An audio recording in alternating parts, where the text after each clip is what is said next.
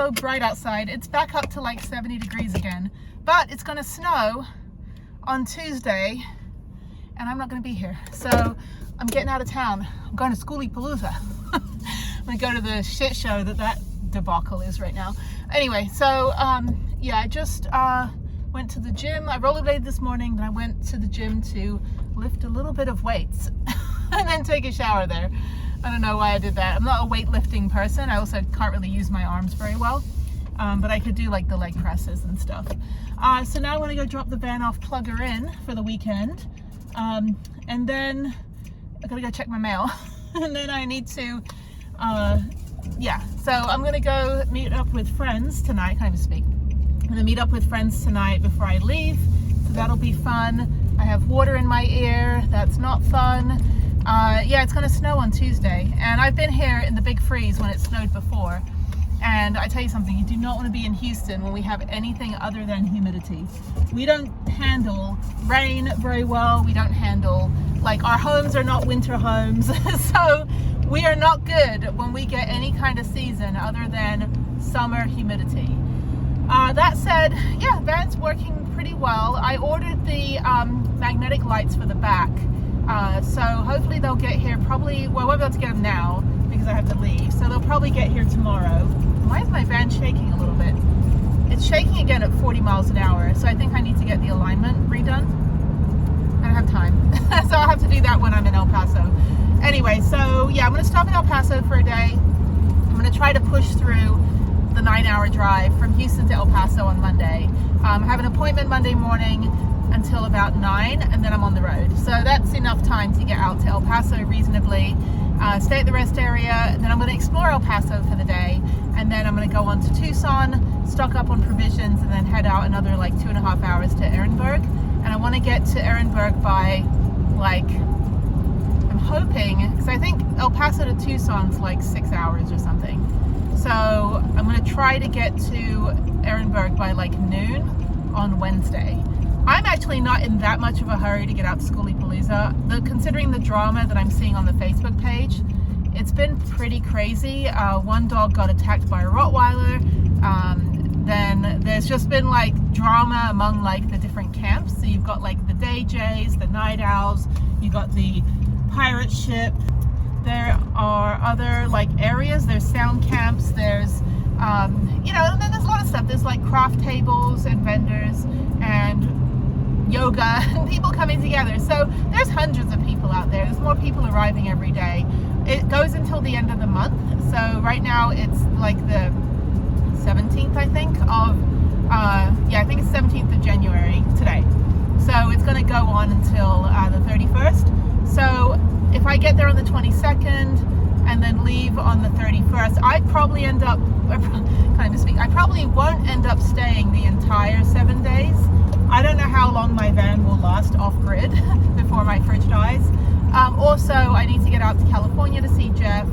But I think, honestly, like after seeing all the drama and stuff, I think what I'm going to do is probably spend like 3 or 4 days there, meet up with my friends, meet a few new people that have messaged me that they want to meet, you know, just kind of just go for a few days. And then I think I'm going to go to like Joshua Tree. And then I think I'm going to go to Palm Springs. And I'm going to go enjoy the desert in the winter and go do some hikes. There's a really, really, really good hike in Palm Springs. Oh my God, you hike right behind Bob Hope's old house. It's beautiful. I've already done it before, but I didn't really get a lot of time in Joshua Tree. So I think I might go back and do a couple hikes there. Maybe spend the whole day there. Stay at the, what is it? The Yucca Valley Walmart like I did before, and then go in through like the north side of the park. But I think that's what I'll do. I think I will spend not any time in Houston. I'm so glad I'm getting out of here. But yeah, so that's what I'll do. And then head into LA. I need to make sure that I'm able to see Jeff because he's been in the ICU the last couple of days. And he's being moved around to different hospitals because he's on Medicaid. So I really don't know what's happening, where he is. I've got to like keep in contact with the people, like the three of us that are kind of managing everything. So right now I think he got moved to another hospital. But by the time I get out there around February 1st, he'll probably be somewhere else. So I just need to make sure I'm able to go see him. And then I'll probably spend like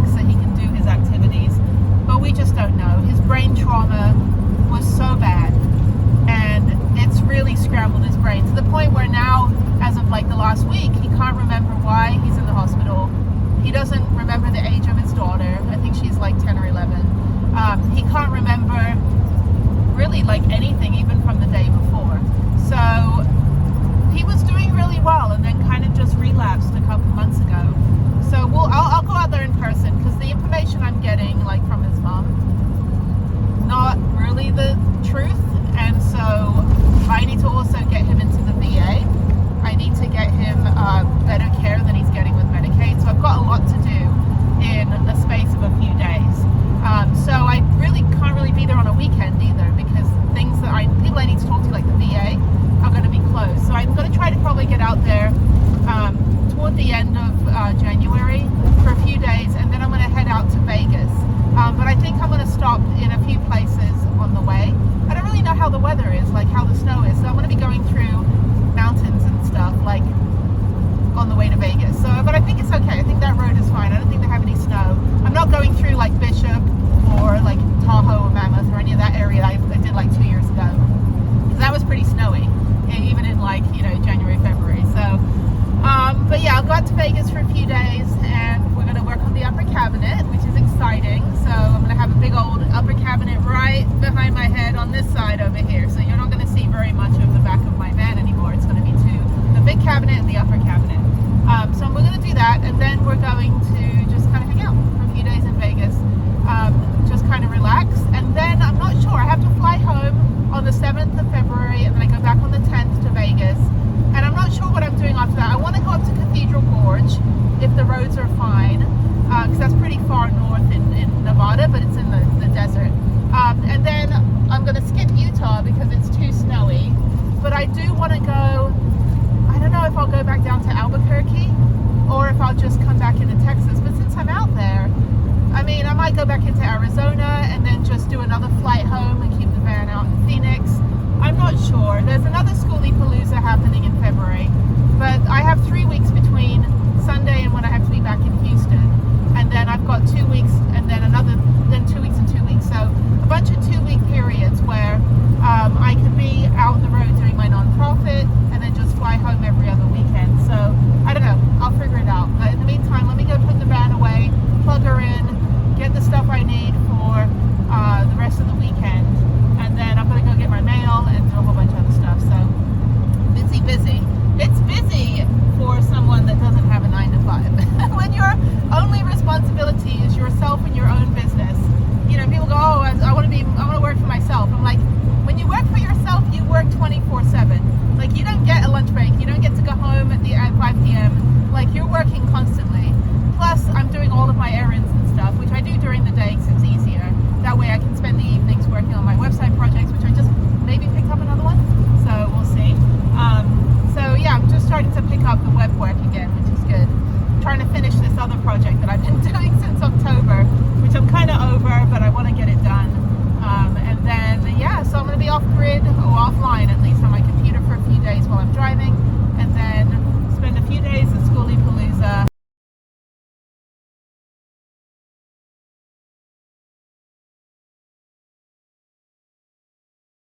Good morning. It is 33 degrees. It's cold, or it's freezing for us here in Houston. But busy day today. So my daughter and I are going to go to the mall, and I think we're going to go to Barnes and Nobles, and then I think we're going to hunker down, go get lunch, eat some good pizza. Yeah, we got a busy day today. Again, I don't put her on the channel. She's like, you know, in that kind of like no picture phase, which is fine. So, but yeah, we do a lot of stuff together, but I just don't put it on here because it's my solo travel channel. Anyway, so yeah, it's blue sky, sunny, and freezing. It's 33 degrees. We're going to be into 20 degrees. It feels like 20, which for Texas is like, for Houston is cold. Amarillo and Dallas tend to get a lot more cold. Like they get snow like normally, and we don't get snow, but we're getting snow on Tuesday, but I'm getting out of here on Monday morning. I'm just going to get as far west as possible and then head out toward Arizona. So yeah, the plan is to get out to El Paso, or at least be an hour from El Paso by Monday night. It should be fine out there. I don't think it's going to be as cold there as it is here. And then I'm going to drive into, spend the day in El Paso on Tuesday, and then drive as far as I can toward Ehrenberg, probably Tucson, maybe stop at a rest area past Tucson. I'm not going to get to Ehrenberg at night because I don't know the area. So I'm just going to try to get to the rest areas at least, or at least get to Quartzsite or something where I can just park I don't know, maybe not quartzsite, maybe just go to the safety rest area, which you can stay at in Arizona, and then sleep for a bit and then head into Ehrenberg. It's an 8-hour drive from El Paso to Ehrenberg, so I'm probably not going to get too far. If I get to Tucson, that's fine. I can stay there at the Cracker Barrel or something and then head into, it's 2.5 hours to Ehrenberg the next morning, so then I can just slowly come in. I have 2 items to give away. One is a Sirocco fan that was given to me, but I can't be bothered to put it together. So I'm going to give that away. It's about over $100 value, actually 150, because I've got the crimping tool and the 12-volt plug. Sorry, my face is frozen right now. I don't even have room for it. I don't need it. I've got enough fans. And if I am in a hot area, I'll just drive to a cold area. And then the next one is an Alton, which is also given to me, an Alton espresso maker. And I think coffee tastes like ass. I think it tastes like the inner butthole of a butt. I hate coffee. I don't like it. I mean, I go and I get, you know, mocha frappuccino that tastes the least coffee tasting. Like I do not like the taste of coffee at all. I don't like how jittery the caffeine makes me feel. The only thing I drink is chai in my big ass Yeti cup here, which I made into a Beatles cup. Yeah, I don't enjoy any of that. But anyway, so I'm giving away that. It's a 12-volt espresso maker, like single serve espresso maker. It's really cool. It's new in box. It's very nice, but I just will never use it because I have to drink 32 ounces of liquid because of my little like medical thing that I have where I don't produce anti-diuretic hormones, so I'm thirsty all the time. So that little tiny little espresso, nope, not gonna work for me. I need about a gallon of water. So I figured, yeah, I'll gauge the room when I get there, but I think there's enough music playing that I could probably do like a 20-minute dance off if anybody wants to get it for free. I'm gonna make them work for it, damn it.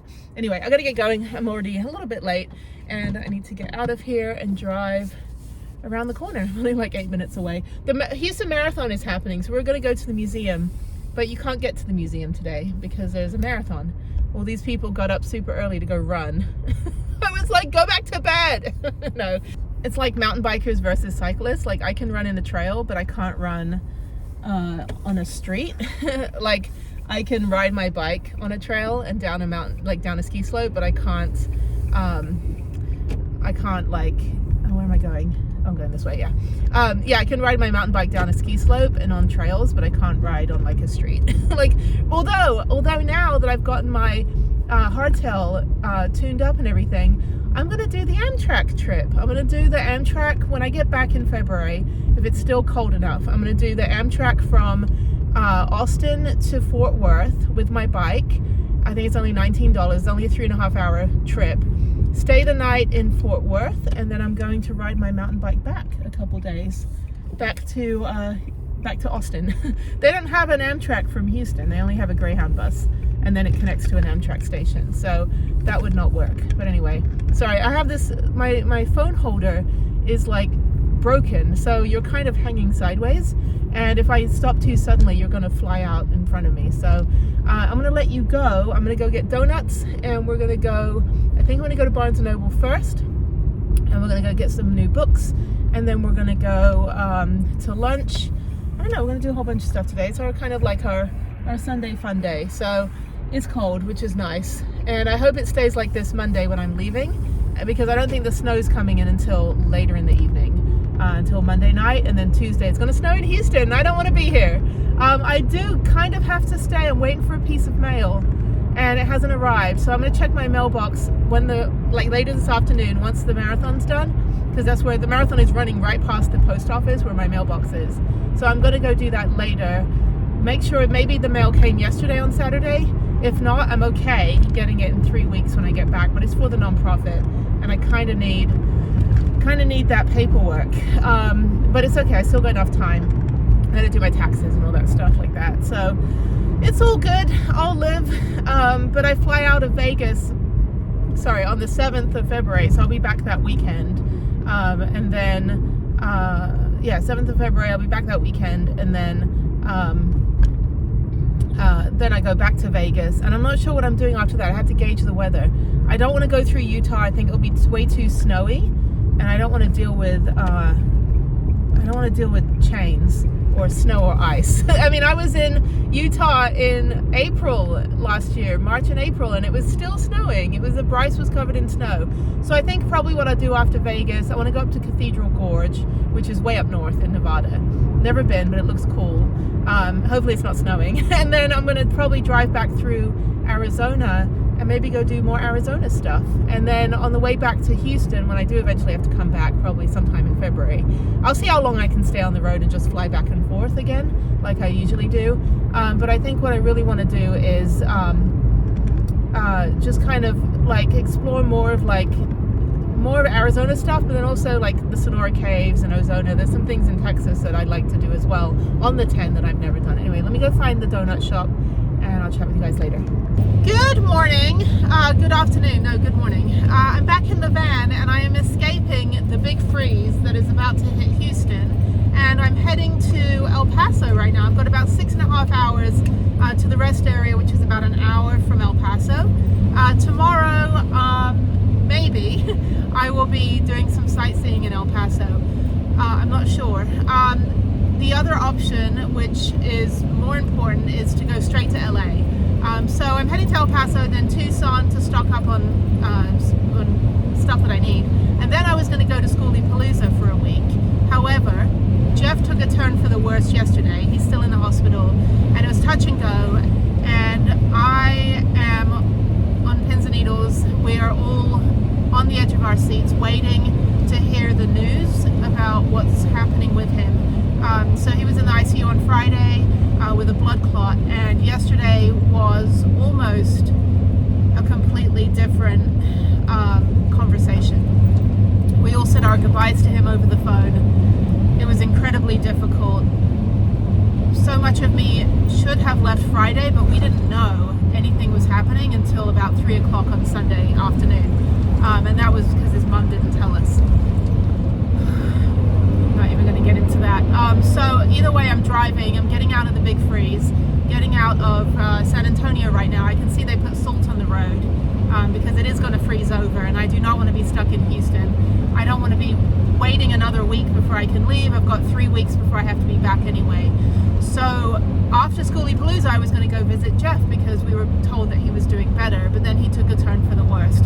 So right now it's touch and go, like I said, pins and needles, edge of our seats. I'll see what happens in the next day.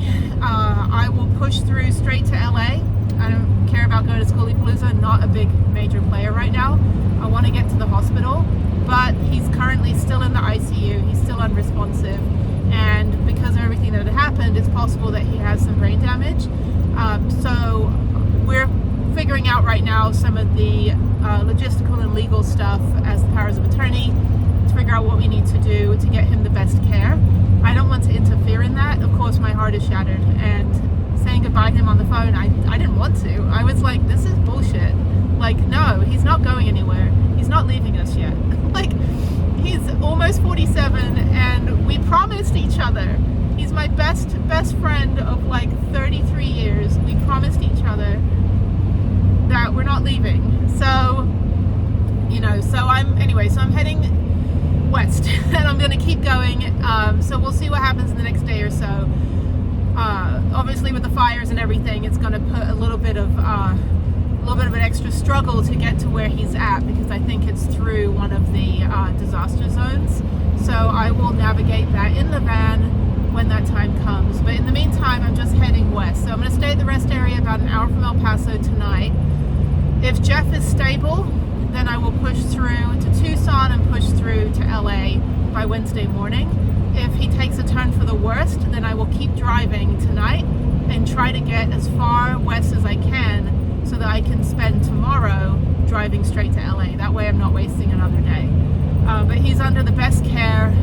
He's been through the ICU multiple times, but this was a blood clot in the lungs. So, and that also reduced oxygen to his brain. And yesterday we did have kind of that, I don't know, I'm not religious, that whole come to Jesus moment of this might be it. And I'm like, no, I do not give permission. So I want a refund on yesterday. I need to call the manager. I wasn't happy with the customer service. You know, Sunday, that was not the day that we needed to have. Jeff is not leaving us. out there. And when I was with him in the hospital for 3 months in 2023, right after the motorcycle crash, the same thing. I was not about to let him leave us. He was staying.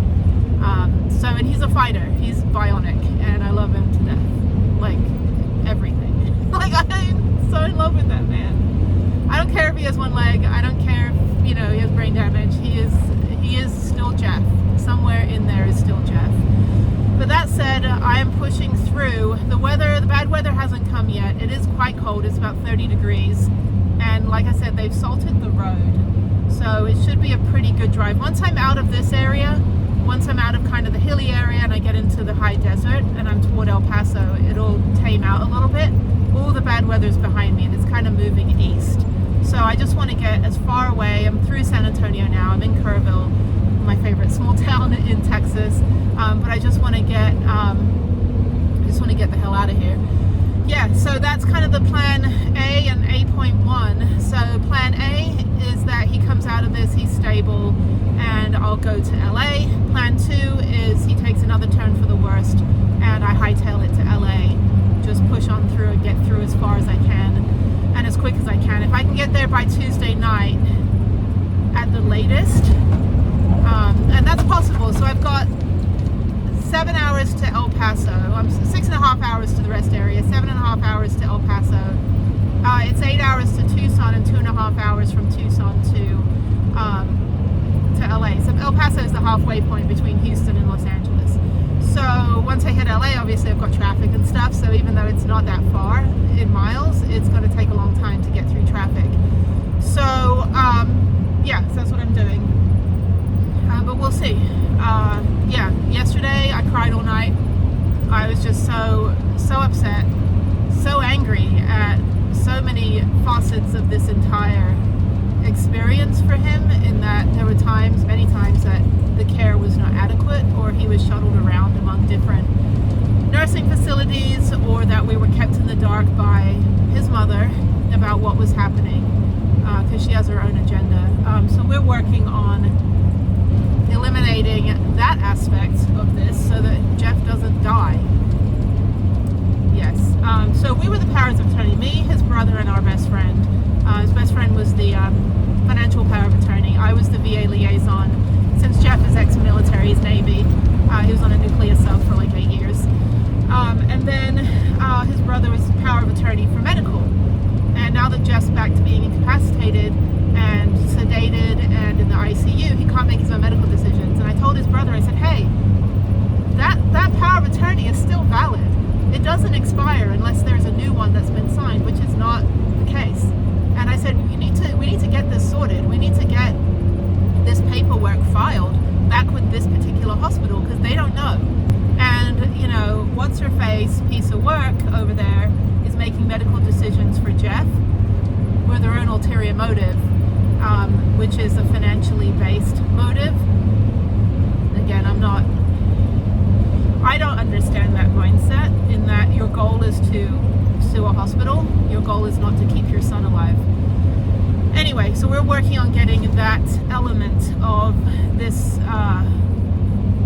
horrific experience eliminated from the equation, and that way we can focus. So if I'm, you know, out there like we were in San Diego, I was boots on the ground, I was in the hospital, I was relaying information to his brother was making the medical decisions, and Jeff was healing, and Jeff was getting stronger, and he was sitting up, and he was able to get out of his bed, and we're getting him into a wheelchair, and he was talking and laughing and smiling, and we're doing orientation and making sure we got his memory back.